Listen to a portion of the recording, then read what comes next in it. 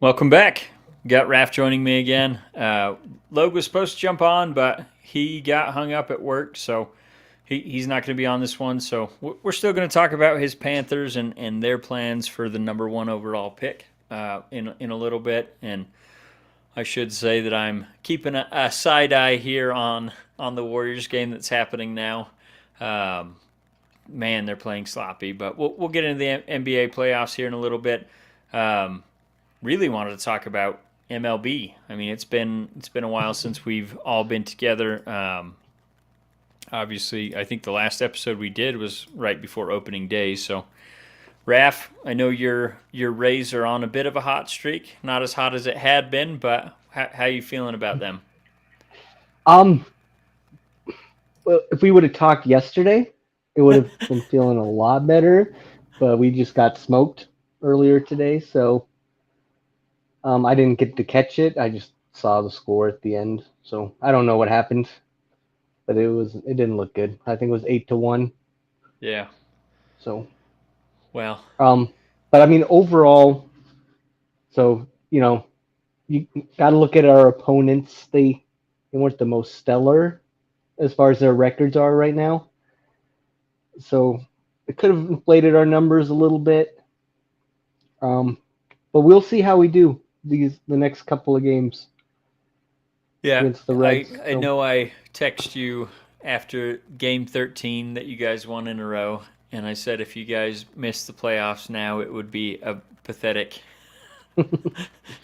end to the season. But I don't think we're anywhere near that possibility happening just yet. I do think you lost two of three to the Blue Jays, and I picked the Blue Jays to win that division. But as fast a start you guys got out to it.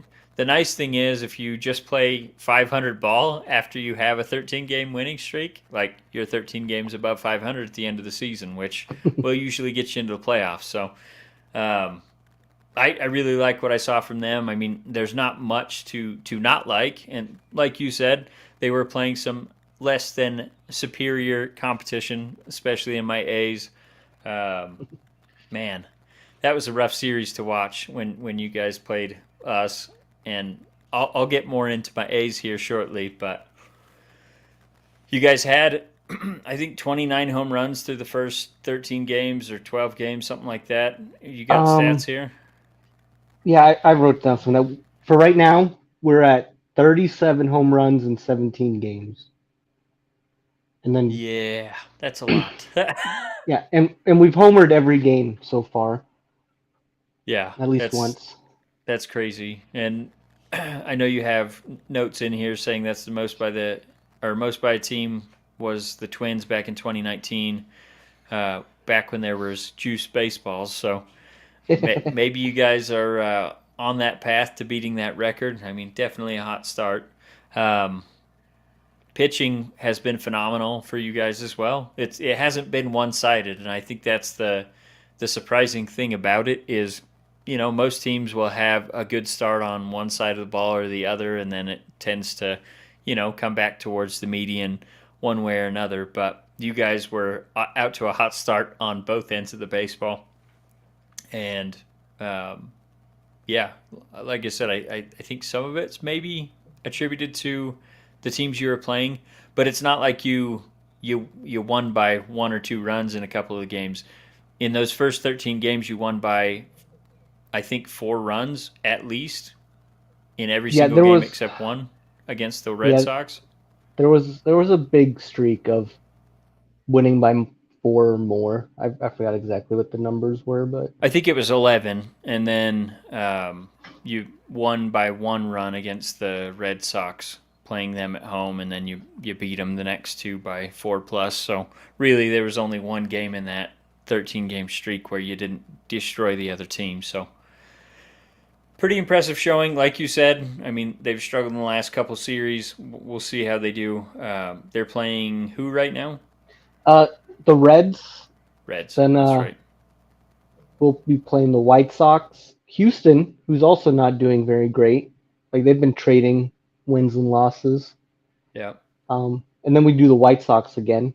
I wonder who made that schedule, but um, and and then like the Pirates, who are destroying my Rockies right now as well. So Yeah, they were up 7-0, I think, last I checked in the third inning. uh, I think we might have got one on the board. I think Chris Bryant homered, But there but you go. That's your whole it team. yeah, it's 13-1 right now Oof. in the middle of the eighth. So Oh boy. And I wish Kyle was on. He'll be back on soon. He's currently beach bumming it in Puerto Vallarta, so lucky SOB. Um, so we're jealous of him, and we'll see when he jumps on. He'll have more to say about the Pirates and how they've done so far this season. But early returns are great on the Andrew McCutchen signing. I think Kyle and I both were very optimistic that was going to be a good signing for them. That he was going to show some of the younger guys how to play the game, and just be that true leader that he is. And it's been everything that the Pirates could have expected, and I think even more. I mean, he's playing great ball as well, not just being a mentor and a leader. So we'll we'll save that talk for when Kyle returns to the podcast. But um, are you done with your Rays so I can go into the depressing side of this conversation? um, Let's see. I'm trying to see if you got through all your notes here. yeah, I mean, there's like the home run streak and stuff that we're going on right now, but it's not that important because if you're not winning games, who cares how many home runs you hit? So Yeah. Well, typically, if you're hitting home runs, you're winning games. So yeah. just Well, I got to mean, do it when we there's guys on homered base. today for our one run, So Yeah. um, Well, the Reds aren't a great team, so I'm sure you'll yeah, probably if we can rebound in get the that next series. two, that would be good. So Yeah. we, All we, right. we Well, can't I'll we can't pivot. lose two every series. That won't work. Yeah, can't. It's not a good way to end the season with the winning record, even if you do start 13-0. But so my A's, um, I I don't have anything good to say. We're 3-14 as of tonight, and losing in this game we're playing right now. So about to be 3-15 most likely. Um, John Fisher is an absolute joke to the sport of baseball. Uh, I know last time we talked about the A's and their revenue and all that. Um, there was the Forbes report saying they were the fifth highest revenue team in the majors. That was later corrected, and they only, quote unquote, made $29 million despite having no people in the stands, essentially. So obviously the revenue sharing is doing its job in propping John Fisher up and keeping him from losing money while he pursues a new stadium.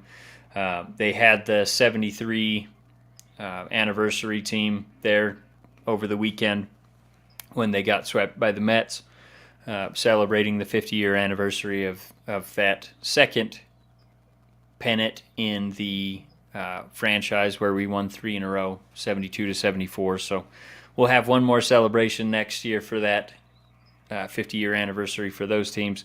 And it was almost a joke.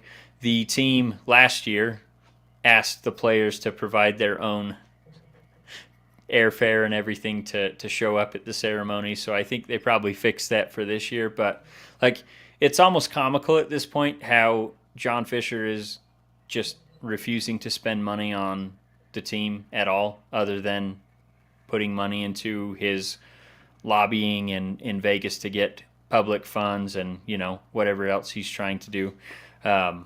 So yeah, I don't think it can be stated enough how bad of an owner he is. And I think now that Dan Snyder's going to be out of the NFL, I really think that John Fisher is the worst owner in professional sports. I mean, you could make an argument for the Knicks owner, James Dolan, something like that.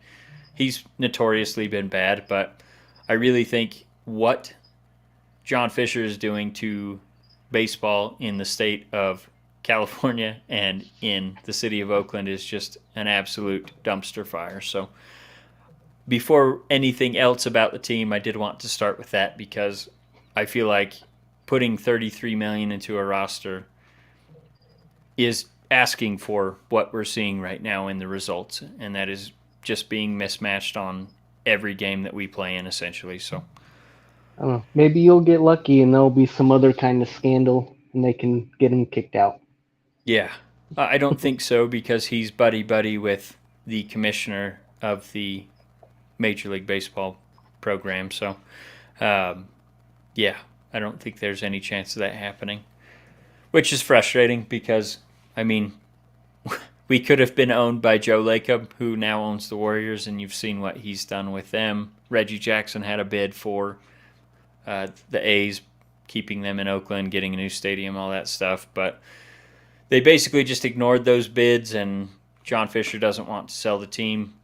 I think he will eventually sell the team once he has the new stadium agreement in place so he can get max dollar for his investment, which, I mean, I guess, but what he's doing to the fan base and what he's doing to the team in the city of Oakland is it's just a damn shame. It really is. So I've already alluded to the product on the field is not great. Mark Kotze, the A's manager, he made the comment that it seemed like an uncompetitive environment right now. Some people were saying that was taken out of context because he was talking about the pitchers not being able to throw a strike, essentially, because we have the most walks allowed and basically ranked at the bottom of every meaningful pitching statistic. So some people were saying he was talking about that it was an uncompetitive environment because if you don't throw strikes, you don't make hitters get hits, then, I mean, you're not even competitive in the game. But some people were saying that he was meaning it as in, like, how are we supposed to compete when this is the roster that we have? So ever since that comment was made, the pitchers have definitely stepped up a little bit. I mean, as much as they can. Fujinami had his best outing. JP Sears had a good outing. So it seems like it's fixed some of the issues, but the bullpen is absolutely atrocious. We've had a nice stretch of starter injuries. Blackburn was making his way back and got a blister on his finger today on his throwing hand, so that's going to set him back probably at least one outing. It's crazy that a blister can cause, a pitcher to miss games, but I've been there before.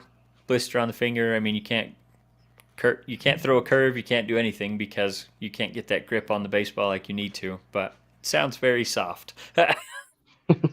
And that's not me calling Paul Blackburn soft, just the optics of it, missing missing multiple games because of a blister. But anyway, so eventually we should have reinforcements coming. That is, if they don't trade him as soon as he's ready to start pitching again, which maybe they will.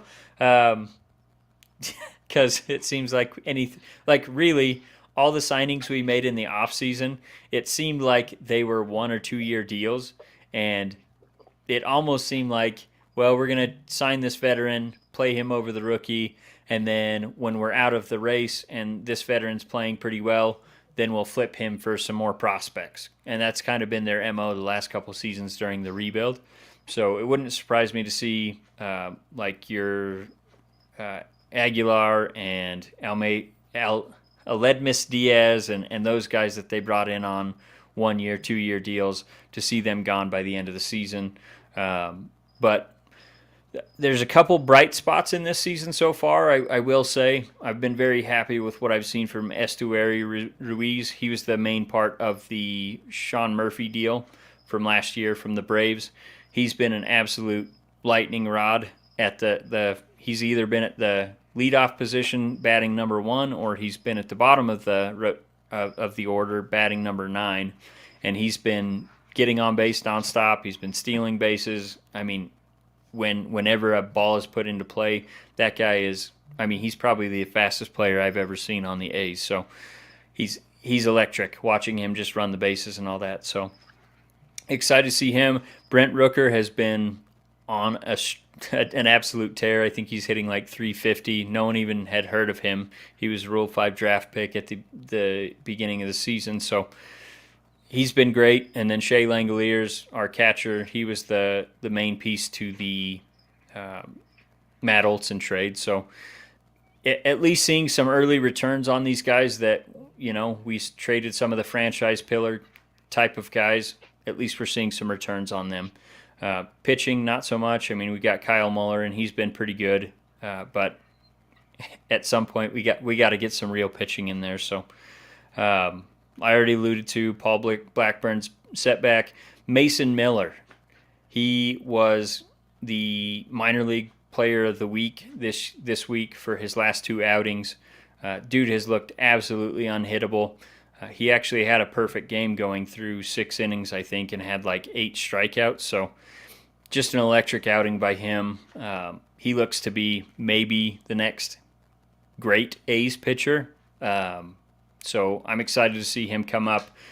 I wouldn't be surprised to see him up by middle of the season, definitely by the All-Star break, because I would think the A's are going to start trading anyone that's playing any decent amount of baseball. So, but the main reason it's so frustrating for me is because, like you alluded to, Astros, they're not playing great baseball right now. Like, the Rangers are currently at the top of the division, and I think they're only 2 games over 500. So, Angels, Astros Angels, Astros, and Mariners are all kind of right there, hovering around 500. So, if we're just playing average baseball, we're in the race for our division, at least through the first month. But like I'm already almost checked out on the season, and that's not normal for me because I live for baseball. Like, I'm still going to watch all the games, but I'm not super invested in them. Just seeing how these games have already started.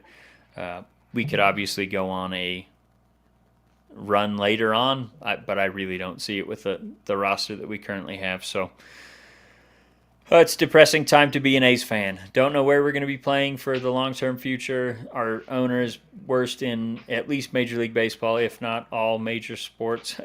And the team is just, 3-15, about to be losing to the Cubs, that are not a great team either. So I think that about sums it up for me. You got any cliff notes there? Oh, I'll send you a Tampa Bay Rays hat, and you can watch us this year. I've always told you I cheer for the Rays because they remind me a lot of the A's, where they don't have the financial resources to pour into the roster, but they still are usually competitive on a cyclical type of 2-3 year span where they'll be very competitive and then they kind of take a step back. But like I told you guys, I'm cheering for the Pirates. I'm cheering for the Rays.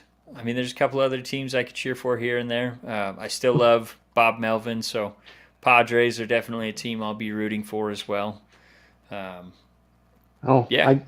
Speaking of like the Rockies and the Padres, like Diamondbacks, I think are 9-7, leading the division. Which is surprising. I mean, yeah, I didn't think the Diamondbacks would be bad this year, but I definitely didn't have them at the top of that division. I mean, I think it'll definitely correct. They're 10-7 right now. I mean, Dodgers are playing right now, but the Dodgers are 8-8. Like, yeah, there's a lot of 500 baseball going on right now with a lot of teams, but I wasn't expecting it. Yeah, I mean, that's what you typically see at the start of the season. You'll see a lot of the teams that kind of tread water, and you won't really have a breakout team until later on in the season when more games have been played. But yeah, you guys starting out on a 13-game win streak, that definitely sets you up nicely for taking that division, and we'll see what you guys do with that. Anything else you want to talk about with our team specifically before we talk about the big news for Salt Lake City? No, we can go on to that. Okay, so MLB is not quite ready to expand, I don't think, but they're looking. They have some serious interest, especially from Nashville. There's already a conglomerate there that includes Dave Stewart that are looking to bring a team to Nashville, and now, there's also one that's looking to start a team up in Portland as well. And now Salt Lake City has added itself to the mix, and they have some different investors, but I think the most notable one that I saw was Dale Murphy, former NL MVP with the Braves. I think he was 85, 86, something like that, maybe 86, 87. I actually met him because of the town I lived in Utah before I moved to Nebraska and then Wyoming. Um, he's a really nice guy, and he's looking to get that team into Salt Lake. A lot of people have asked me if a team moves to Salt Lake, if I will become a fan of that team. And I'll give you a hint, Raph, that's a no. But I think that would So, be no. Mariners probably would still be closer to you. Yeah. I let me look that up because Denver is 45 minutes closer than Salt Lake City. Um, let me look. Let me see how far away Seattle is. Flying or driving? Driving. For real? That's it? Yeah, 45 minutes closer to Denver. So like I guess it's more of a straight shot, just Huh. straight down from where I live. Seattle is oh, that's so for me to like drive to Seattle, that's 13 and a half hours. That's a long way. If I So maybe drive Salt to Lake would be closer? Denver, a drive to Denver is 8.5 hours, and then Salt Lake City I think was 9:15. Yeah, so that would be closer. So would you Yeah, be replacing your Rockies with the Salt Lake? I don't even know not what they no. would call them. There were people asking for ideas for the name of it, and a lot of them were like making fun of the predominant group in Utah. I'm sure you've heard of them I before. yeah. Speaking of that, like I wonder what kind of because I know Utah's got some weird liquor laws. Oh, for sure. Um, how that would work at the stadium? I think they sell beer at the U or the Jazz games, if I remember Do right. they? I I think was wondering so. if they make like like because you have to have like a bar license or something, and then if you're a restaurant, you have to order food with booze, and I don't know. Definitely a lot of weird laws here, and Or it's not I just feel like that limited to might be liquor. a But wrinkle because well, I mean, if it yeah, works for the Jazz games, then there's some sort of rule in effect that lets it happen, so it could work well, out and then, I that's guess. But I think that's their idea is they've proven that they could keep a minor league baseball team. They've had the buzz and then the bees now since I don't know, I was a little kid, so going on 30 something years they've had a successful minor league franchise there. And obviously the Jazz have been there, and the Jazz are huge in Utah, like for all the Utah locals. Obviously not me, but they have a huge fan base. But I still don't know how well it works because you hear all the players that come here, like if the money's equal somewhere else, they're gonna leave probably 95% of the time, just because I don't I don't know if you've been to Salt Lake before, but it's not exactly a I don't know thriving. It's a nice city, but man, I mean, there's not a ton to do there. So yeah, like yeah, I mean, I've lived a lot of places, and there's just some cities that you wonder why they exist.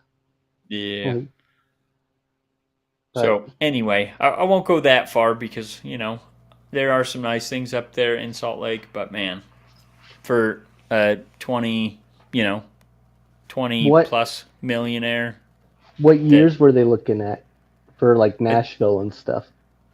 I want to say, well, they want to get the A's and Tampa Bay stadium deals done before they ever talk about expansion. So, I Oh, mean, that okay. could go on forever. So, if they're going on that timeline, I mean, A's and Rays have both been looking for a stadium for the last 15 years, 10 years at least. I don't know. A's much longer, but the Rays I know have been looking for at least 10 years. Um, but I've heard 2026 as potential expansion year, which you've got I don't know what's going on with baseball because, like I said, you've got Portland, you've got Nashville, you've got Salt Lake that are all looking to expand. They're only going to go to 32 teams, so at least one of those is on the outskirts of getting a team. Um, Well, then I would think, an existing team would move in hopes of a better market, but yeah, and that's what the A's are trying to do. The other owners have said they will waive the relocation fee if the A's move from uh, Oakland to Las Vegas because everyone wants a franchise in Las Vegas right now. That's the hot market. Personally, that would put the team 2.5 hours from me, so I really don't care, but I would feel really bad because I know a lot of the guys that I've met, especially like on Twitter and online, that are A's fans. I know those guys are very rooted in Oakland, and they will be devastated if the team leaves. And I really think it's that's a a huge thriving part of your market. identity. So Yeah, and it's a great market. I mean, as much as John Fisher tries to say he's a small town or in a small market, he's not. It's a giant market, and in fact, for especially for TV, uh, Las Vegas is a much smaller market. Obviously, you have all the vacation people and all the travelers coming through that city to vacation. So I think you would have, maybe someone's going to say, hey, let's go watch a game while we're here. But I think it's going to alienate any of the fans coming from Oakland. Maybe you'll keep some of them, but I know a lot of the fans of the Raiders, when they left for Las Vegas, they said we're done with this team. So I think you also risk that. So I don't know. I really think it's probably going to be Nashville and Portland if I would have to put my money on it. But Salt Lake, I mean, maybe it makes sense. I guess we'll see. And then, yeah, I really think the no, A's are really trying to get money to move to Vegas. So if Vegas is going to give them free land, free money to move there, then they'll probably do it. But if not, it makes all the sense in the world to just get a deal done in Oakland. And Fisher has to have something in place by January 2024. So that's only 8 months away from right now. And we should have a deal in place or something, because if not, he gets taken off revenue sharing, and that's his main motivation, is to stay on that. So anyway, we'll move off of that. Do you want to go to football next, or you want to talk about um, basketball? Let's just talk about NFL. okay. NBA is still in motion. Obviously, we just started the playoffs. I already talked about my Warriors, and that's all I really had to talk about in terms of NBA. So let's just move on to NFL. And Jalen Hurts, he got paid today. What do you Yeah. think? Um. Yeah. I mean, well, was it like 179 million guaranteed or something? Yeah, 179 fully guaranteed at the signing. Basically, if he plays 1 year, it moves up to 20 or 200 million guaranteed. So, and the average annual value is 51 million a year on the new money. So makes him currently the highest paid player. Edges out Aaron Rodgers by, like, I don't know. I think it was less than a million, but puts him over that 50 million per year bump. Yeah. I mean, good for him. Do you think He he's worth played it? really well. I mean, he did get hurt a little bit last year. Hopefully, it's not a trend, but I mean, they did make it to the Super Bowl, so Yeah. Well, and I think, that's more than the Ravens did.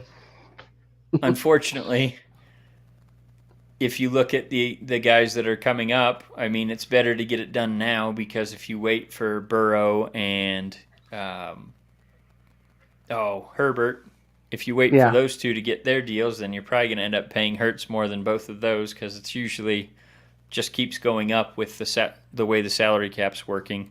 As long as those owners continue to make money, the salary cap's going to go up as part of the revenue sharing with the players. So. I don't know. I mean, I like Jalen Hurts, and he has really impressed me, the strides he's made in the last 2 seasons. Coming out of college, I didn't think there was a chance in hell he was going to be a good quarterback just because saw him do it at Alabama, and he struggled there. I mean, he was good enough to compete in the SEC, but he wasn't good enough to take that team to the promised land. They replace him with Tua, and then eventually, when Tua gets hurt again, he comes back in and finishes the season with Alabama. Then transfers to Oklahoma, and Oklahoma is notorious for, especially when they had Lincoln Riley, they were notorious for having a quarterback friendly system, uh, basically easy reads, quick games. I mean, obviously he was throwing bombs and hitting those receivers, but it seemed like the competition that they were playing versus the production he was having didn't always line up. So I really didn't think he would be a great quarterback, and he's proved me wrong in the first 2 seasons with Philadelphia. So I think it's nice to see him get rewarded. And like I said, I think it's best for the Eagles to get it done now versus waiting until the Burrow and Herbert contracts are done, especially Herbert, because Hurts is going to be able to say, well, I took this team to the Super Bowl. Herbert's never even been to the playoffs, so like what are we doing here? Um, so yeah, I think it makes a lot of sense for both sides. And I don't know if you saw the salary cap hits over the next, I think it was 3 seasons. It was like 6.1 for this year, this upcoming year, and then it went up to like 16, then 20 something, and then I think the fourth year was 31.5 or something like that against the salary cap. So huge numbers, but it really isn't hurting them because they gave him a huge signing bonus this year and spread a lot of that money over the back end of the deal. So Yeah, that sounds like a good plan for them. That way they can keep some talent and bring in yeah. some new guys. So Well, and they have a lot of guys that are veterans that they're on shorter term deals right now. So you would think when those guys start to come off the books and they start replacing those guys with rookies, it's going to put them in a good spot to have those later salary cap hits starting to edge up later in the contract. So I think it worked out really well for them. Um, I don't know. yeah, I mean, like and I and said, it saves drama later. So oh, for sure. Yeah, then you won't be in the same spot. And do you think this does anything with the Lamar Jackson deal? um, probably not too much, just considering. Like I mean, like the Ravens have been playoff like contenders, but they haven't been like Super Bowl contenders. So Yeah. I mean, they made the it's playoffs last year, and I'm kind of surprised that Lamar didn't play in the playoffs, but I guess you don't want to risk your long term future playing for a team that's not looking to pay you. So I guess it makes sense, but I I thought for mean, sure and he'd play in the playoffs last year. I don't know, But I but think one they're thing this just not going does, to make a push. So yeah, yeah. One thing I think this does for the Ravens is they can go to him and say, "Look, he didn't get a fully guaranteed contract. 179 million of it's guaranteed essentially. We'll give you 180, and maybe yeah, Lamar says, okay, yeah, I see I'm not going to get Deshaun Watson's deal. No one's going to get that again. I mean, maybe he shouldn't have got it. So Mahomes. Yeah, Deshaun definitely shouldn't have got it. But like I said, I'm all for players getting that guaranteed money. But man, it's just tough for Lamar, especially with the injury history. And yeah, he's never made a deep playoff run.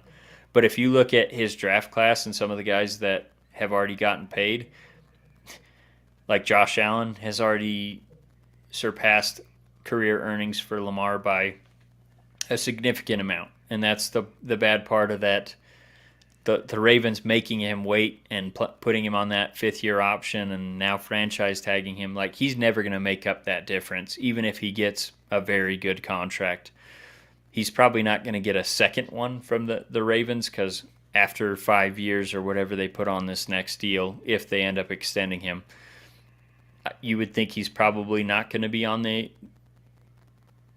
rise anymore, especially with his playing style. So I feel like he's got to capture as much value in this next contract as he can, and the Ravens really need to focus in on winning over the next 5 years, because that's probably a window for Lamar Jackson with his, I don't want to say limited passing skills, but he's definitely relies on being an athlete more so than, just straight passing.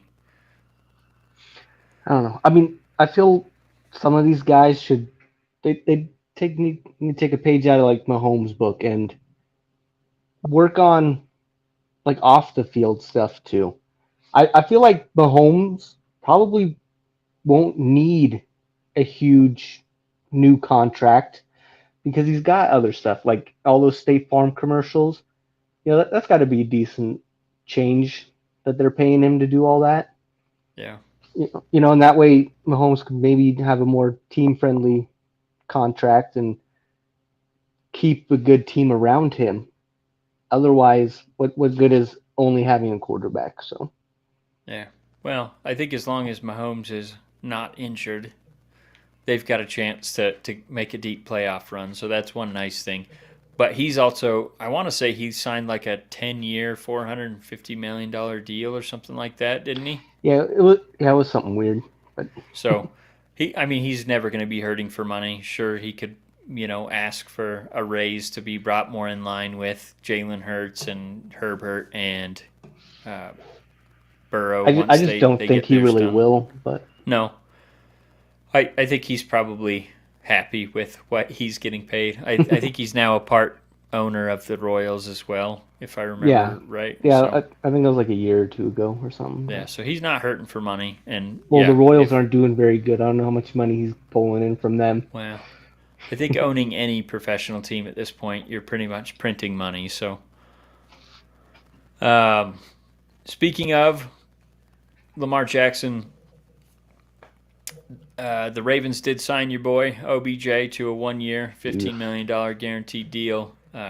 With escalators, it can go up to 18, I believe I saw. So, do you think that's them saying, okay, we acknowledge we haven't given you enough weapons. Let's get you OBJ. You play on the franchise tag, and then we'll talk long-term extension after this upcoming season. Um, I mean, I don't feel like that would be a good move for him, but for Lamar to do that.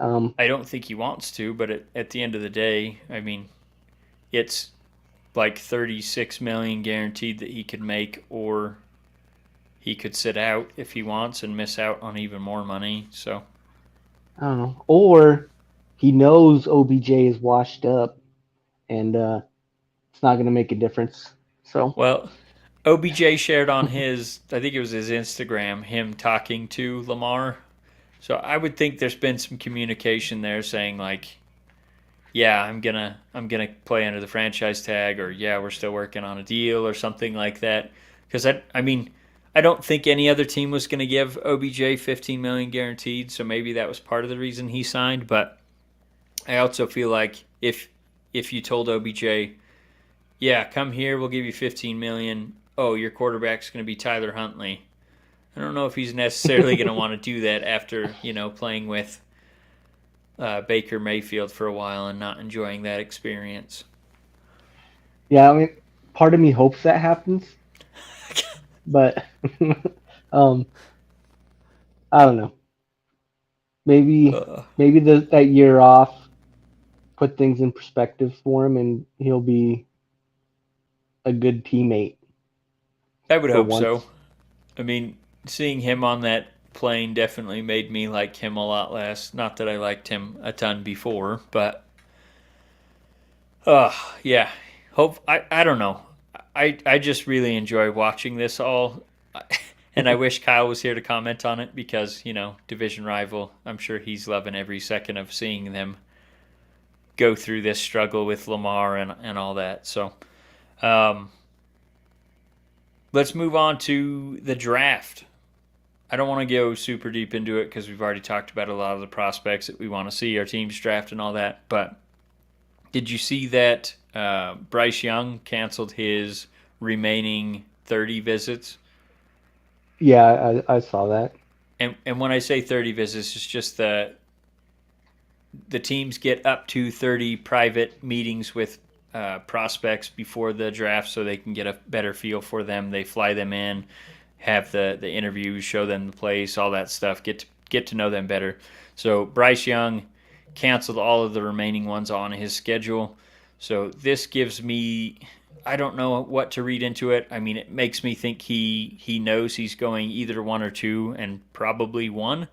So that's why I was hoping Loag would be on, just to see what he thought about Bryce Young being the number one overall pick, as it tends to suggest that might be. What do you? I know I've already said I wouldn't draft Bryce Young just because of his size, but the kid's obviously an incredible talent. Do you think him to Carolina makes sense, or no? Um, I I haven't been really looking at the draft. I don't have a good opinion on That's any of fair. that.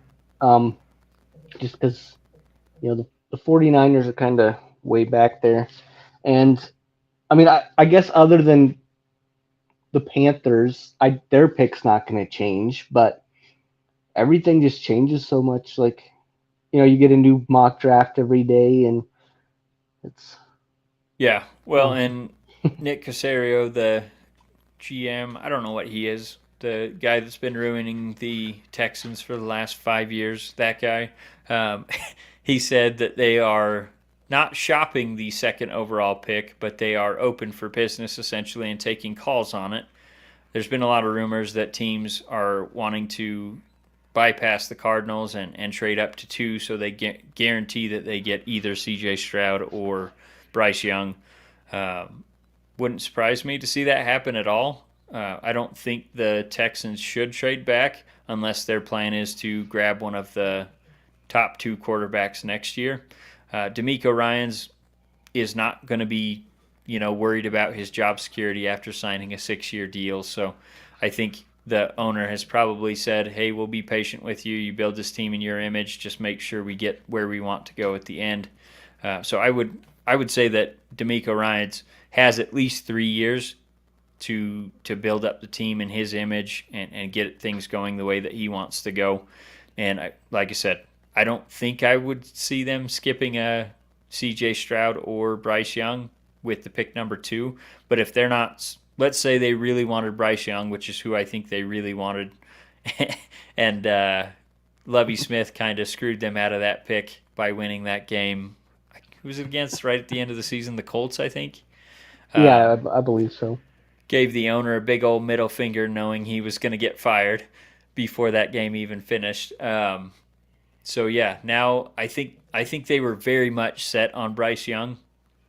So if the Panthers take Bryce Young at number one, it wouldn't surprise me to see them trade back or just take the best defensive player that's there at number two. So, um, but Yeah, yeah, I don't know go if ahead. there's any. What are next year's QB prospects? Caleb Williams and the other guy's name is something Hyde, I think. I'm sure his name's escaping me right now, but there's two that are bona fide prospects, can't miss. So we'll see. But Caleb Williams is the one that has everyone drooling. I think he's a douche, but that's just me personally. After seeing what he did in the Pac-12 championship game, um, I don't know if you saw that, but he wrote "fuck Utah" on his fingers, and then played the game with that on with Sharpie. So yeah, pretty classless guy in my opinion. Obviously, he's a kid, so it's tough to hold that against him. But you would think there's someone on that sideline saying, "Hey, that's probably not a good idea to put that on your finger. Why don't you go ahead and wash that off?" Yeah, a little bit. Hopefully he doesn't. Hopefully he's not another Zach Wilson or something. But Well, I'm hoping he is personally, but in terms of the Panthers taking Bryce Young, like I don't know if I want to see it. Like I said, I don't have a ton of confidence in him being able to stay on the field because of his size. So Logue being, one of my best friends and him literally having Carolina Panthers tattooed on his body, I think I'd feel more comfortable with them taking CJ Stroud and I think he probably has a lower ceiling than Bryce Young, but I don't know if Bryce Young will ever hit that ceiling just because of durability issues and there's other concerns that come with being short and being on a football field, like being able to see over your 6'5" linemen that are standing right in front of you, things like that. So we'll see. I do have confidence that he will be able to create outside of the pocket, similar to like a Patrick Mahomes. But it worries me that when he's in the pocket, if he's going to be able to see those receivers coming across the field and things like that. And like I said, if he gets hit, all the people are saying, they protect the quarterbacks, which is true. They throw a penalty every time they get hit. But just because they throw a flag doesn't mean that hit doesn't happen. So I would be very nervous. Prevent a concussion. Yeah. That's two of that. So well, and I don't know if you saw the NFL announce that they're trying new quarterback helmets this upcoming season. I did see that. So we'll see if that helps at all with the concussion injuries that happened with Tua and many others last season at the quarterback position. But all right, so that's all I really wanted to talk about with the draft, just because it had been mentioned that Bryce Young's probably going number 1 overall, and like I said, I wish Loag was on to talk about it, but we'll move on from that. Sunday Ticket got moved from DirecTV, got right spot out by YouTube. Everyone was hoping, since it's gone to YouTube, it would be a little more accessible for everyone, which I guess it technically is, because you don't have to have a TV package to get it. You can just buy the package for YouTube.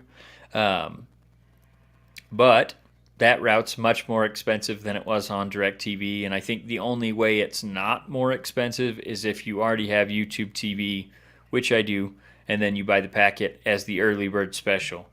Then it's $249, and I think with DirecTV it was always $299. So after that early bird special goes away, it'll be $349 on YouTube TV, and then I think it's $449 for everyone else. So prices just keep going up, and obviously that's not great. Luckily, the Raiders are typically the local team in my market because they're only 2.5 hours away. Sometimes we still get screwed and they put the donkeys on instead, but for the most part, I get to see all my Raiders games, so it doesn't really affect me.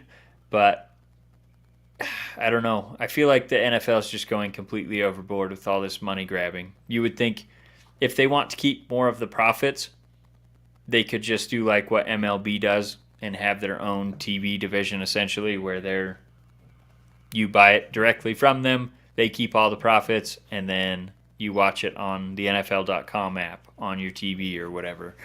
But instead they went the YouTube TV and YouTube route. What are your thoughts on this?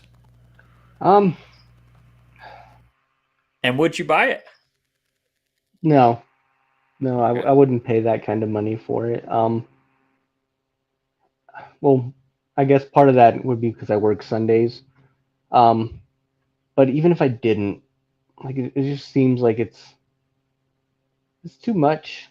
It's way too much money. There's a lot of average fans out there that just can't afford that. Yeah.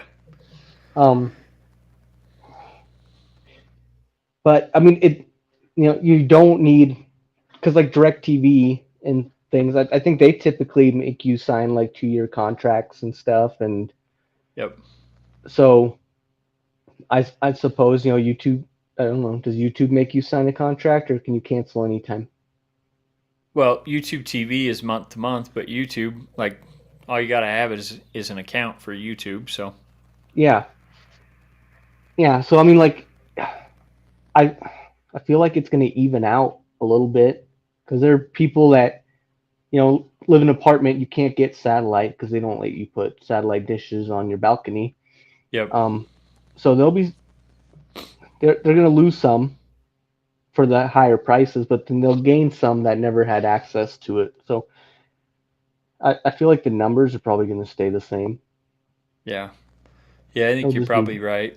It just people. Sucks having to pay that much money to watch, And the most frustrating thing for me was that they didn't add a one team, where you could just get your favorite team and pay the lower price than paying for the entire package. Because quite honestly, like if I were to ever, and I haven't paid for Sunday ticket ever, but if I were to do that, it's probably just going to be to watch the Raiders. Like I don't really Yeah. care to watch every single game of someone else. Like I'm okay with the one that they show on the normal channels, and you can get those free over the air still. But I don't know. It's frustrating. But like you said, they'll probably get some of those people that don't have, cable or not cable, satellite TV because they live in apartments or whatever, and maybe that brings the price down to a more reasonable route where if that's the only thing they're paying for, then yeah, it makes sense for them. But I'm in your camp. I wouldn't buy it. Yeah. I mean, I have that, app with the questionable streaming stuff. So No, you don't. For legal purposes, you do not have anything. All right. Moving on from that, well, I guess not really moving on from that. The NFL, this is just a rumor. It has not been, you know, no one's confirmed it. No one said it's even like a valid rumor, but it is a rumor nonetheless that the NFL is seeking to make the Super Bowl a pay per view deal. So like the boxing fights or UFC or whatever, those major events where they do charge for pay per view. Do you think this um, would be a good move for the NFL? oh, definitely not. And how There would be pissed would you such a be if they huge did that? backlash. Um, well, you know, are they what's going to happen with their commercial money that they make? Yeah. Is that going to are they going to charge less type situation because, No. you know, um, but people are they're just going to go to friends' houses and then there'll be like 15 people at one house with one pay-per-view instead of everybody sitting at home at their own Well, and house I feel watching it. like So they think that's probably already what's happening, which is why I think this might be the only reason they would go this route is they feel like most people have Super Bowl parties where multiple eh, people, go to the houses or whatever. And even if you don't want to, like, let's say you're single, you don't have anyone you want to go watch it with, maybe you'll still go to like a bar or something and watch it there rather than paying for it yourself. I I feel like sure, like I feel like a lot of people do have parties, but they're probably like two or three groups of friends. So like like six people. Where if you start doing pay-per-view stuff, then they're gonna like the party sizes will double, Yeah. and then there'll just be less televisions on throughout. Well, and that's So obviously something they've got to contend with is in theory, maybe it brings down the total amount of eyeballs on there, but if you're capturing all that revenue just from the pay per view stream and you still have advertisers paying because it's still going to be a super highly watched program, I still feel like that would be more of a moneymaker than just putting it on Fox or whatever and having all the advertisers paying the money to have those spots. Even if it brings that money down from the advertisers, I still feel like the pay per view up front would be enough to offset any lost revenue and probably make up for it and then some. So I don't know. I would be really pissed. I wouldn't want to There pay there to would watch the be Super Bowl. like because I work in the cable and internet industry. There's gonna be like anybody that's like over 60 is not gonna order it because they don't know how. But Yeah. so they're gonna they'll piss off a lot of people. They'll be bad for their image. Um, I don't know how much money they would actually make Because then there'll also be people boycotting it because of it and stuff. Yep, I think you're right. We'll But yeah, see. I really hope it's just I mean, some.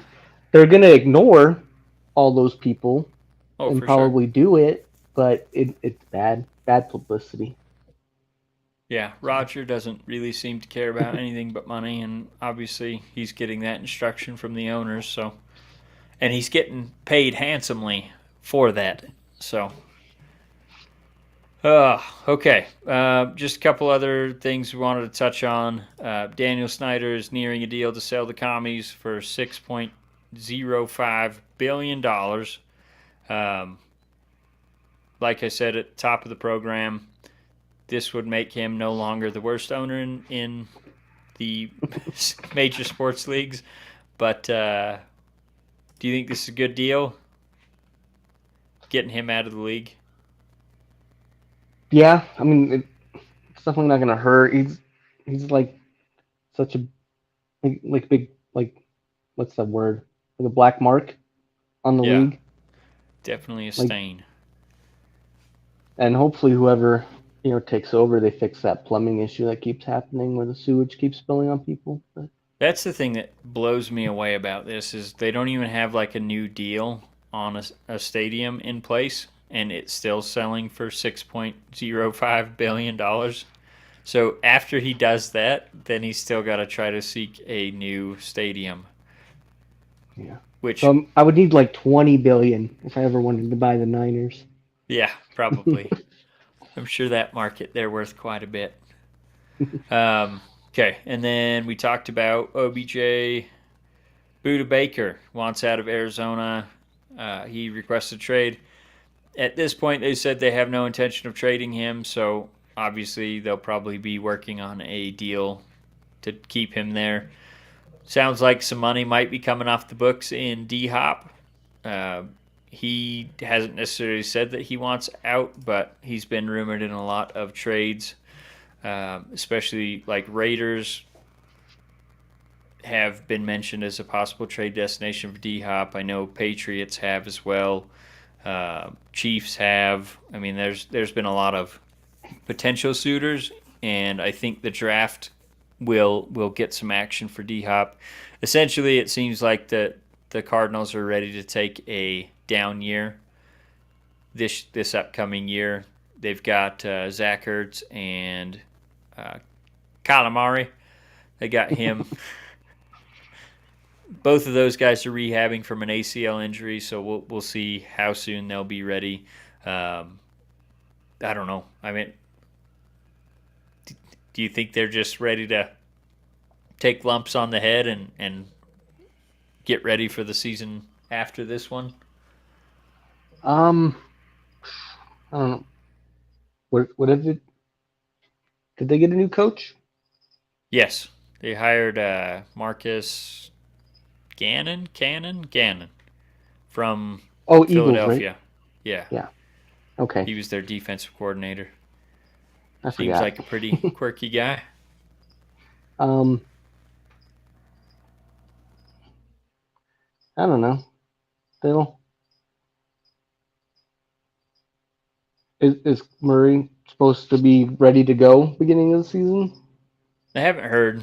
Um, I don't I mean, know he's that they probably necessarily too know busy yet. playing video games to actually Yeah, go to his rehab to rehab. appointments. But um, Is there a new Call of Duty out or?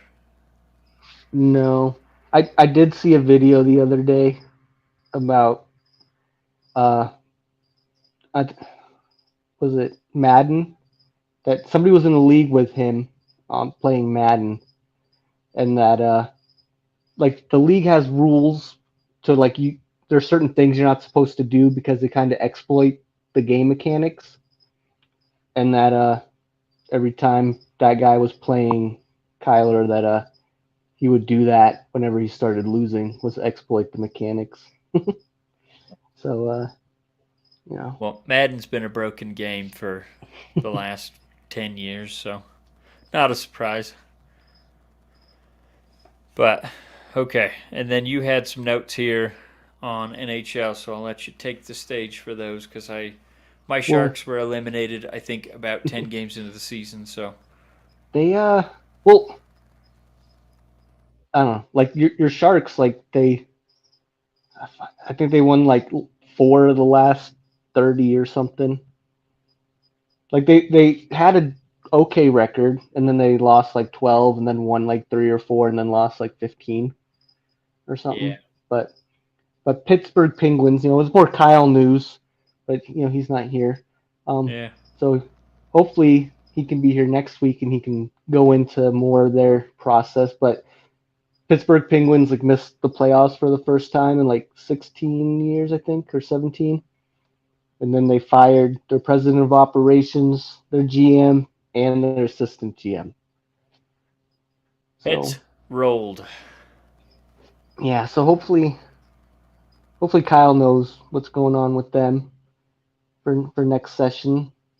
And then I mean I guess hockey playoffs technically start like tonight, but the Avalanche and the Lightning play tomorrow. So see, maybe there'll be another rematch in the Ugh. cup, but That'll be good series. I know my buddy Foster. He's always been a Ducks fan, Anaheim, because of the Mighty Ducks the, movie back in the I was early gonna say 90s. that too. I liked the Um, Ducks when I was a kid. yeah, he said that really was his only tie to them, and now his wife, she's a fan of the Avalanche, so he's possibly going to be converting here. So we'll have to bring him on and talk to him about what's going on in that decision. Seems like a pretty bandwagoner move to me, but at least he's got the wife excuse there. Plus, they're a lot closer to him than the Mighty Ducks. Yeah, All right. Well, I think that's all I had. Did you have anything else? no, no. Cool. Well, next time, I know I keep promising that Kyle's going to come back on one of these days, but he keeps making a liar out of me. But I think this upcoming week, possibly even this week, he'll be ready to come on and talk about his Penguins, his Pirates, and things going on. Obviously, we have the draft coming up this weekend, so all of you Raiders fans Wait, get. this weekend? I thought so, isn't it? I thought it Doesn't it was. I start? thought it was the 27th or something. Well, let's make sure because I don't want to be giving out inaccurate information here. NFL Draft 2023. I thought it was the 24th, which is, No, I 27th to the 29th. well, damn it. I guess we Thursday the got 27th. a So whole nother week of this crap, speculating and seeing all these mock drafts. Ugh, it's killing me. Like, I yeah, just like want to see the I've Raiders. avoided most of them. So Yeah, I just want to see the Raiders not make a crappy pick for once in my life. Like, our last good first round pick, well, I guess you could argue Josh Jacobs, but value isn't necessarily there in the first round. And speaking of which, he's holding out. He's not signing his franchise tender, so that's cool. But um, last good first round pick was Khalil Mack back in 2014. So that's not a good stretch. I mean, no, 9 years. And we had 3 first round picks in that draft where we took Josh Jacobs, and we only hit on him, and he's a running back. So if you're ever I'm kind of curious why the Raiders suck, that's why. wonder what the Lions will do with the two that they have in the first round. I've seen a lot of quarterback speculation for them, which kind of makes sense. I mean, Jared Goff isn't that old. I think he's 29.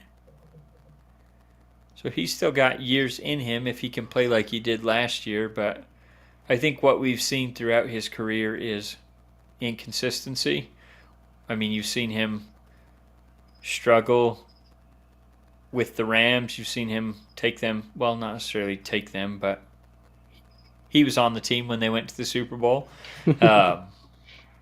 So I don't know. I think they probably are looking for a quarterback of the future, even though they're probably pretty content with having Jared Goff on the team right now. So Yeah, I'm Yeah, definitely maybe intrigued. maybe a late round QB or something. But That's what a lot of the drafts I've seen lately, mock drafts, saying the Raiders were going to take a quarterback like in the fourth, fifth round and just go defense first couple, 2, 3 everybody's rounds. gonna look for the next Brock Purdy. So Yep. Yeah, I can't remember who they had us picking in the Dane Brugler, the guy from the Athletic.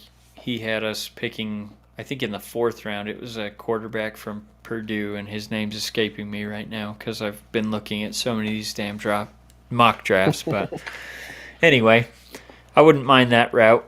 But there's been some crazy things thrown around lately too, like would we trade the Texans Jimmy Garoppolo for the second pick and to get C.J. Stroud if the Panthers take Bryce Young at number 1 overall, which I thought kind of sounded bizarre, but if you look at his contract structure, I think only 6 million of that would be a dead cap hit for the Raiders, so it's definitely not impossible, but I feel like they brought him in because he's a system fit.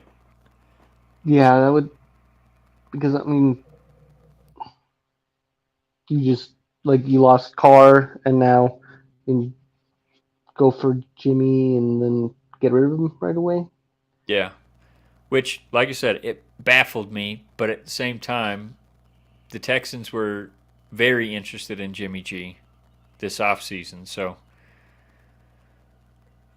just an interesting Mhm. little nugget there that I've been hearing. I think that I can't remember who I was listening to a podcast earlier today and heard that little nugget. I think it was what was I listening to? I don't even remember. Trying to pull it up here real quick.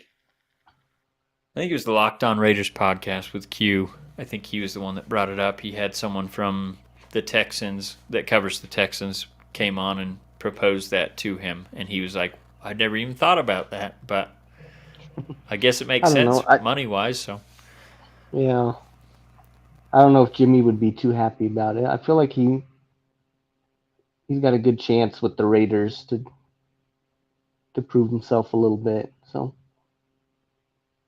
I hope he does because I'm sick of losing, and that's all we've been doing lately.